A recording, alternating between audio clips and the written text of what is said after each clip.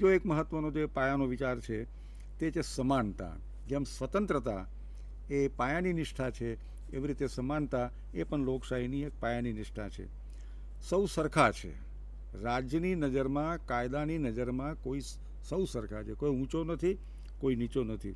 અને એ ભૂમિકાને આધારે જ લોકશાહીની અંદર દરેક વ્યક્તિને એક મત આપવામાં આવે છે. એક વ્યક્તિ એક મત. કોઈને બે મત આપવામાં નથી આવતા. દરેક વ્યક્તિ ભલે નિરક્ષર હોય, સાક્ષર હોય, ધનવાન હોય, ગરીબ હોય, સરસ બિલ્ડિંગમાં રહેતી હોય કે ઝૂંપડમાં રહેતી હોય, પણ દરેકે દરેક વ્યક્તિને એક મત આપવાનો અધિકાર આપવામાં આવ્યો છે. એની પાછળનો જે ખ્યાલ છે કે લોકશાહીની અંદર દરેકે દરેક વ્યક્તિ સમાન છે, કોઈ ઊંચું નથી, કોઈ નહીં. જ્યારે સમાનતાની વાત કરીએ છીએ ત્યારે સમાનતાના 3 કે 4 પરિમાણોનો પણ આપણે વિચાર કરવો જોઈએ. સમાનતા એટલે સામાજિક સમાનતા, સામાજિક ભેદભાવ ન હોવા જોઈએ. આર્થિક સમાનતા, બહુ મોટા પ્રમાણમાં આર્થિક ભેદભાવ હોય તો લોકશાહી લાંબો સમય ટકી શકતી નથી. એક બાજુ વંચિતો હોય અને બીજી બાજુ સાધન સંપન્ન લોકો હોય તો એ દેશની અંદર ઝાઝી લોકશાહી ટકી શકતી નથી. પછી રાજકીય સમાનતા, જેનો ઉલ્લેખ મેં કર્યો, દરેકને એક મત આપવાનો અધિકાર, દરેકને ચૂંટણીઓમાં ભાગ લેવાનો અધિકાર, ઉમેદવારી કરવાનો અધિકાર, એ પણ એક પ્રકારની રાજકીય સમાનતા છે. અને છેલ્લે ઉલ્લેખ કરવો જોઈએ જેને લૈંગિક સમાનતા કહેવામાં આવે છે, જેન્ડર ઇક્વાલિટી કહેવામાં આવે છે. સ્ત્રી પુરુષ વચ્ચે કોઈ પણ પ્રકારનો ભેદભાવ ન હોવો જોઈએ. આપણા સમાજની અંદર ખાસ કરીને આવા ભેદભાવો જોવા મળે છે, એટલા માટે એનો પણ આપણે ખાસ ઉલ્લેખ કરવો જોઈએ. તો ટૂંકમાં દિનેશભાઈ, આપણા બંધારણની અંદર પણ આપણે જે મૂળભૂત અધિકારોને સ્વીકાર કરવામાં આવ્યા છે એમાં સ્વતંત્રતાનો અધિકાર અને સમાનતાનો અધિકાર. અને સમાનતાના અધિકારની અંદર પણ આ સામાજિક અધિકાર, સ્વતંત્રતાનો અધિકારની સાથે રાજકીય અધિકારોની પણ ચર્ચા કરવામાં આવી છે.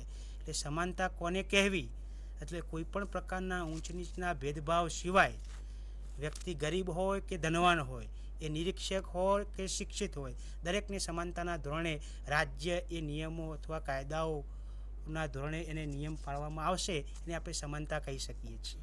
હા, પછીનો એક જે પાયાનો વિચાર છે તે છે કાયદાનું શાસન, જેને આપણે રૂલ ઓફ લો કહીએ છીએ અંગ્રેજીમાં.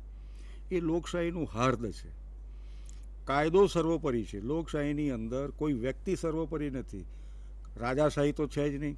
કોઈ વર્ગ વિશેષ એ પણ સર્વોપરી નથી. જે કંઈ સર્વોપરી છે તે કાયદો છે. અને કાયદા સમક્ષ સૌ સમાન છે. જે આપણે એમણે ગણપતભાઈએ ઉલ્લેખ કર્યો કે આપણા બંધારણના આર્ટિકલ 14માં ઉલ્લેખ કરવામાં આવ્યો છે, equality before the law and equal protection of law irrespective of caste, community, gender etcetera. એટલે કે તમામ પ્રકારના નાગરિકોને કાયદાનું સમાન રક્ષણ મેળવવાનો અધિકાર છે. કાયદાની આગળ સૌ સરખા છે. એ દ્રષ્ટિએ કાયદાનું શાસન એ લોકશાહીનું બહુ મહત્ત્વનું છે.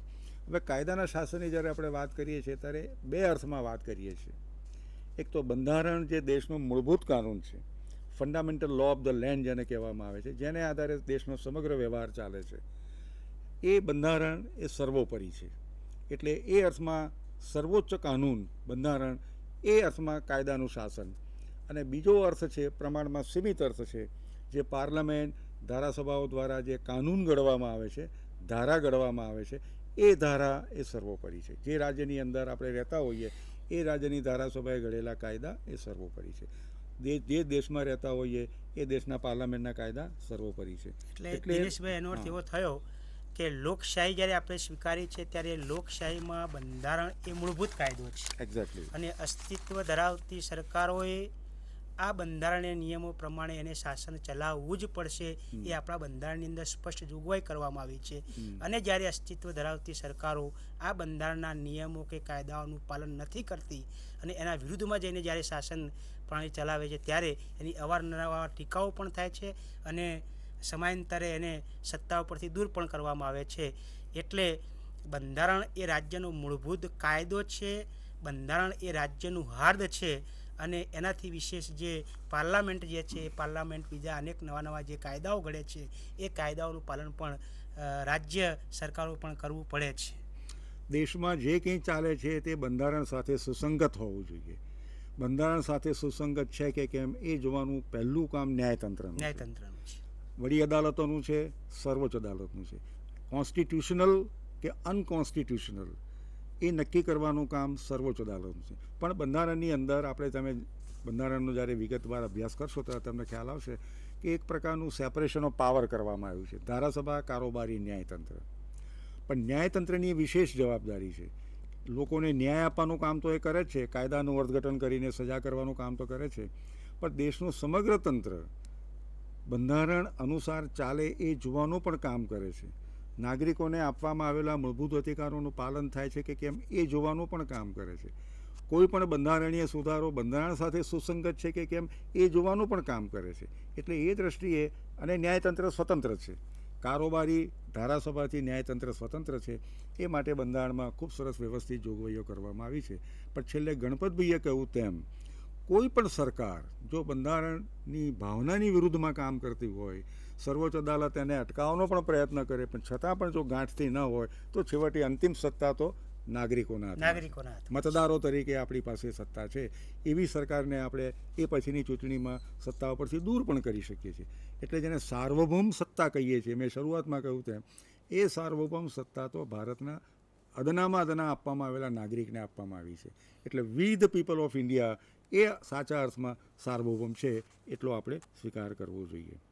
હવે શાસન પદ્ધતિ તરીકે લોકશાહીની જ્યારે આપણે વાત કરીએ છીએ ત્યારે બહુ જાણીતી વ્યાખ્યા છે અબ્રાહમ લિંકનની. તમે બધા અવારનવાર એની ચર્ચા પણ કરો છો. લોકશાહી એટલે લોકોની, લોકો માટે અને લોકો દ્વારા ચાલતી સરકાર. Government of the people, for the people and by the people. બહુ જાણીતી વ્યાખ્યા છે. પણ આમાં બે મહત્ત્વના શબ્દો છે, લોકોની અને લોકો દ્વારા. લોકો માટે બરાબર છે. લોકશાહી સિવાયની બીજી સરકારો પણ લોકો માટેની હોઈ શકે. સરમુખત્યારશાહી સરકાર, એક હતું સરકાર, એમ જ કહે છે કે ભાઈ અમે તો લોકશાહી, અમે તો લોકો માટેની છીએ. પણ એ નથી, સવાલ એ નથી. એ લોકોની છે અને લોકો દ્વારા પસંદ થયેલી છે. એ લોકશાહીની સાચી પરખ છે. એટલે એના ઉપર આપણે ખાસ ભાર મૂકવો જોઈએ. લોકોની અને લોકો દ્વારા એ શબ્દ શું સૂચવે છે? તો સરકારની રચનામાં લોક ભાગીદારીનું સૂચન કરે છે. ચૂંટણીઓ દ્વારા લોકો એમાં ભાગીદાર થાય છે.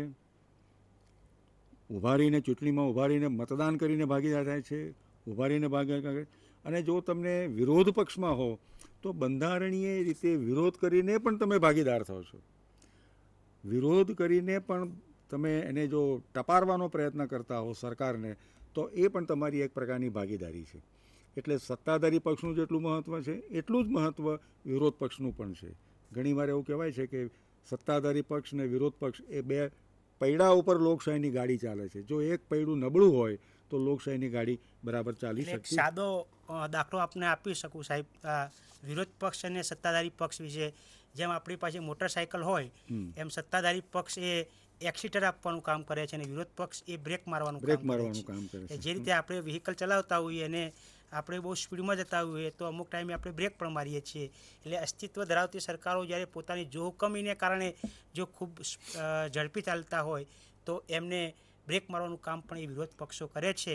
એટલે વિરોધ પક્ષો એ એક અંકુશમાં મૂકવાનું કામ, એટલે જે સત્તાધારી પક્ષો જે છે એ સત્તાધારી પક્ષોને અંકુશમાં મૂકવાનું કામ, અથવા તો સત્તાધારી પક્ષો જોખમીના કારણે પોતાના નિયમો જે પ્રજા પર લાદે છે એને પ્રજા સમક્ષ મૂકવાનું કામ જો કોઈ કરતું હોય તો એ વિરોધ પક્ષો કરે છે. એટલે તમે જે દાખલો બરાબર આપ્યો, એક બાજુ એક્સિલરેટરની પણ જરૂર છે અને બ્રેકની પણ જરૂર. એક્સિલરેટર ના હોય તો ગાડી ચાલે જ નહીં, અને બ્રેક ના હોય તો શું થાય? એક્સિડન્ટ થાય. એટલે બંનેની જરૂર છે. એટલે વિરોધ પક્ષ અને સત્તાધારી પક્ષ એનાથી જ લોકશાહીની ગાડી ચાલી શકે. કારણ કે આપણે આગળ જવા માગીએ છીએ. આગળ જવા માટે તમારી પાસે એક્સિલરેટર હોવું જોઈએ. લોકોના કલ્યાણ માટે, લોકોપયોગી કાર્યો માટે તમને જે સત્તા આપવામાં આવી છે એ સત્તાનો એ માટે તમારે ઉપયોગ કરવાનો છે. આ બધી બાબતોની યાદ હંમેશા વિરોધ પક્ષ દેવડાવે. અને જ્યાં સત્તાધારી પક્ષ જોહુકમી કરતી હોય, મનમાની કરતી હોય, ત્યાં ચોક્કસ એનો કાનપટ્ટી પકડે, એનો વિરોધ કરે. હા, પણ વિરોધ એને બંધારણીય માર્ગે કરવાનો છે, હિંસક માર્ગે કરવાનો નથી, તોડફોડ કરીને કરવાનો નથી. કારણ કે આજે તમે વિરોધ પક્ષમાં છો, શી ખબર તમે આવતીકાલે સત્તાધારી પક્ષમાં નહીં આવો. એટલે વિરોધ પક્ષની એ બહુ મોટી જવાબદારી બને છે કે એણે જે કંઈ વિરોધ કરવાનો છે એ શાંતિપૂર્ણ, અહિંસક રીતે બંધારણીય માર્ગો દ્વારા કરવાનો છે. એમાં હિંસાનો આશરો લઈ શકાય નહીં. જો તમે હિંસાનો આશરો લો તો આખરે તમે લોકશાહી ઉપર કોઠારાઘાત કરો છો. એ તમારે ભૂલવું જ ના જોઈએ કે જ્યારે તમે હિંસાનો આશરો લો છો ત્યારે તમે લોકશાહીનું જે હાર્દ છે, જે મતસહિષ્ણુતા છે, ઔદાર્ય છે, એના પર તમે એક મોટો ઘા કરો છો.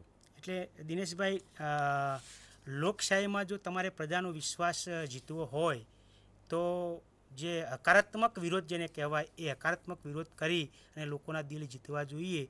તમે જ્યારે વિરોધ પક્ષમાં બેઠા છો ત્યારે તમારે ભવિષ્યમાં જો ચૂંટણી જીતવી હોય તો હકારાત્મક વિરોધ કરી અને જો પ્રજાના દિલ તમે જીતો તો ચોક્કસ આપણે એવું કહી શકીએ કે સત્તા ઉપર આવી શકીએ.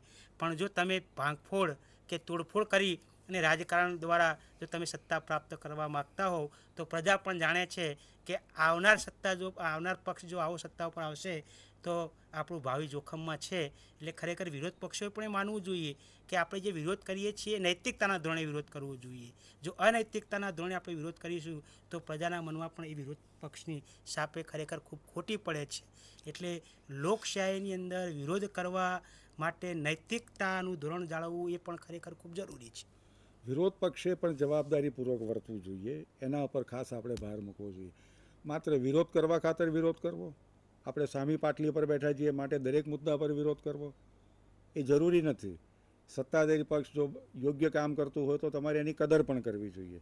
સાથે સાથે વિરોધ કરીને ત્યારે તમારે કોઈ વિકલ્પ પણ બતાવવો જોઈએ કે ભાઈ એને બદલે તમે આ રીતે નીતિ અપનાવો, અથવા પર્ટિક્યુલર કાર્યક્રમ તમે જે અપનાવી રહ્યા છો, લોકો ઉપયોગી જે કાર્યક્રમ છે એની અંદર અમુક પ્રકારની મુશ્કેલીઓ ઊભી થઈ છે તો એને બદલે આ કાર્યક્રમને જુદી રીતે તમે અપનાવી શકો છો. એટલે કન્સ્ટ્રક્ટિવ વિરોધ જેને કહેવાય છે, કન્સ્ટ્રક્ટિવ ઓપોઝિશન એ બહુ જરૂરી છે. અને કન્સ્ટ્રક્ટિવ ઓપોઝિશનનો જ્યારે આપણે ઉલ્લેખ કરીએ ત્યારે એક પ્રકારનો જવાબદારીપૂર્વક વર્તન કરવાનો પણ એમાં ભાવ રહેલો છે. એટલે વિરોધ પક્ષનું પણ એટલું મહત્ત્વ છે, પણ વિરોધ પક્ષ જવાબદારીપૂર્વક વર્તે ત્યારે એ સાચા અર્થમાં વિરોધ પક્ષની ભૂમિકા ભજવી શકે છે. હવે આપણે જ્યારે લોક ભાગીદારીનો વિચાર કરીએ છીએ ત્યારે બહુ વ્યાપક ખ્યાલ છે.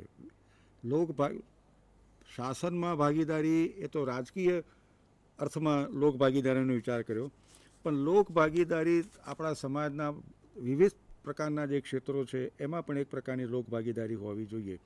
માત્ર રાજકીય નહીં પણ સમાજના અન્ય ક્ષેત્રોમાં પણ ભાગીદારી હોવી જોઈએ. આર્થિક ક્ષેત્રોમાં ભાગીદારી હોવી જોઈએ, ઉત્પાદનના જે ફળ મળે છે એની અંદર પણ એમની ભાગીદારી હોય. લોક ભાગીદારીવાળો ઇકોનોમિક મોડેલ જ સફળ થઈ શકે. અમુક જ લોકોને મહેનત કરવાની હોય અને બાકીના લોકોને એનું ફળ મેળવવાના હોય તો એ લાંબો સમય એ આર્થિક ક્ષેત્ર કામ કરી શકતું નથી. એટલે સાંસ્કૃતિક ક્ષેત્રમાં અને શિક્ષણના ક્ષેત્રમાં સૌમાં ભાગીદારી હોવી જોઈએ. અમુક સમાજના જૂથોને તમે અળગા પાડી દો અથવા તો તમે એને હાંસિયામાં ધકેલી લો તો એમની ભાગીદારી વધતી નથી. એટલે શિક્ષણની અંદર તમે જોઈ શકો છો કે જો આટલો મોટો સમૂહ લગભગ 40થી 45% જેટલું નિરક્ષર હોય તો આપણી સમગ્ર શિક્ષણ વ્યવસ્થાની અંદર આટલા લોકોની ભાગીદારી નથી. તો વધુને વધુ પ્રમાણમાં લોકોની ભાગીદારી સમાજના જુદા જુદા ક્ષેત્રોમાં કેમ કરતાં વધે એ એક વિશાળ અર્થ છે. આપણે રાજકીય રીતે ભાગીદારીનો વિચાર કર્યો, પણ ભાગીદારી એક વિશાળ કન્સેપ્ટ પણ છે. અને સાથે સાથે આ ભાગીદારીનો મહત્ત્વનો લાભ એ છે કે લોક ભાગીદારી એક શાસન પ્રથા તરીકે લોકશાહીને એક પ્રકારની લેજિટિમસી આપે છે, જેને લોક સ્વીકૃતિ શબ્દ આપણે કહી શકીએ.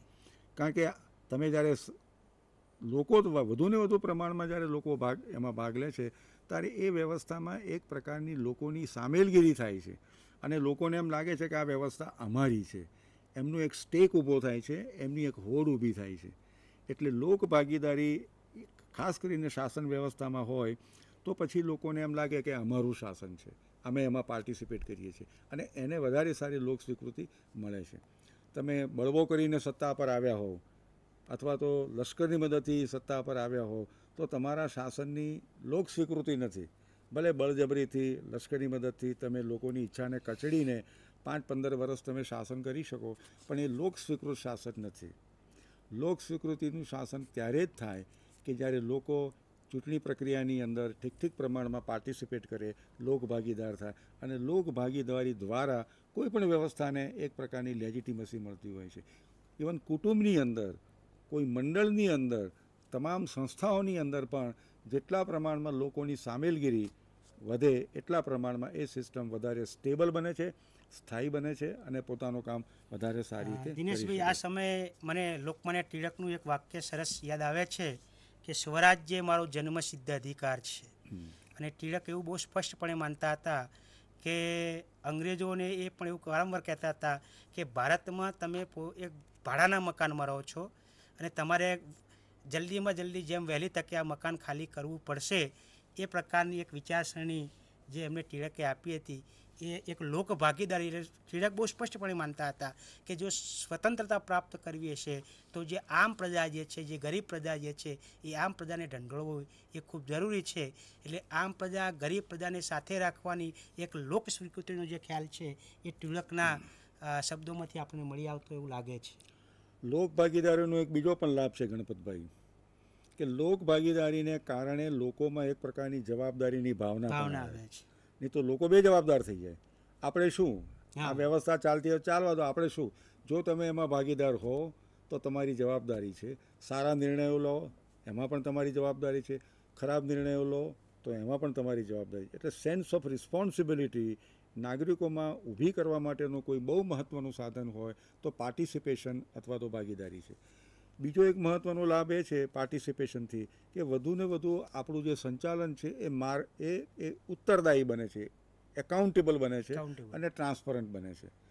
કુંડળીમાં ગોળ ભાગવાનું શક્ય નથી પડતું. જો બહુ મોટા પ્રમાણમાં લોકો એમાં પાર્ટિસિપેટ કરતા હોય તો બધાથી તમે છુપાવીને કશું કરી શકતા નથી.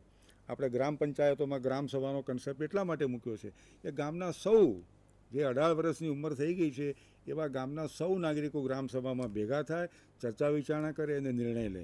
ત્યાં આગળ 5-15 માણસો ભેગા થઈ અને કોઈ નિર્ણય લઈ અને ઠોકી બેસાડી શકતા નથી. એટલે ગ્રામ સભા એ ગામ કક્ષાની એક પાર્લામેન્ટ છે. પાર્લામેન્ટ છે. ત્યાં અત્યંત મહત્ત્વના ચર્ચાઓ થાય અને એમાં જે નિર્ણયો લેવાય એ નિર્ણયો વધારે ઓપન હોય, વધારે પારદર્શક હોય. એ દ્રષ્ટિએ પણ એમાં લોકભાગીદારીનું એક મહત્ત્વ છે. એટલે કોઈ એક વ્યક્તિ, કોઈ એક જૂથ એ પોતાની ઈચ્છાને લાદી ન દે એટલા માટે પણ લોકભાગીદારી જેટલા પ્રમાણમાં હોય એટલા પ્રમાણમાં થઈ શકે. અને ત્રીજો વધારાનો લાભ એ છે કે એમાં એક પ્રકારના સહિયારા